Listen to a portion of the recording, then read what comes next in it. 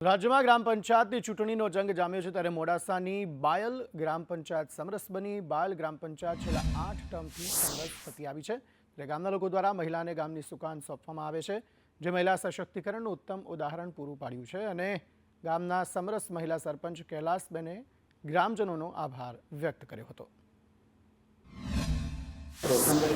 અરવલ્લી જિલ્લામાં ગ્રામ પંચાયતોની પેટા અને સામાન્ય ચૂંટણીનો ધમધમાટ ચાલી રહ્યો છે. રાજકીય ગરમાવો આવી રહ્યો છે. આજ રોજ તમામ ઉમેદવારના ફોર્મના ચકાસણી હતા ત્યારે કેટલીક ગ્રામ પંચાયતો સમરસ બની છે. એમાંની એક મહત્વની ગ્રામ પંચાયત મોડાસા તાલુકાની બાયલ ગ્રામ પંચાયત કે જે 40 વર્ષથી 8 ટર્મ સતત સમરસ થતી આવી છે. એવી ગ્રામ પંચાયતની અંદર સમરસ તરીકે બિનહરીફ જે ગામજનોએ નક્કી કર્યા છે.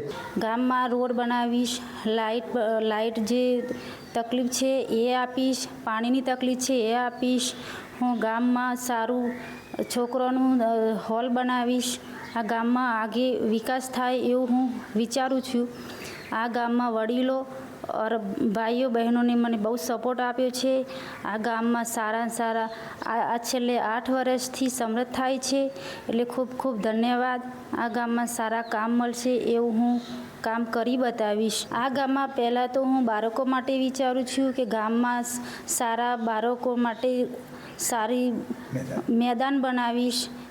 એમાં હું પૈસા વાપરીશ લાઇબ્રેરીમાં, એટલે સારું વિચારું છું. અને રોડ માટે બહુ વિચારું છું, છોકરીને તકલીફ ના પડે, પાણીમાંથી તકલીફ ના પડે એવું હું ઈચ્છું છું. આ ગામમાં સારા મને સપોર્ટ મળ્યો છે, એમને ખૂબ ખૂબ ધન્યવાદ અને આભાર માનું છું.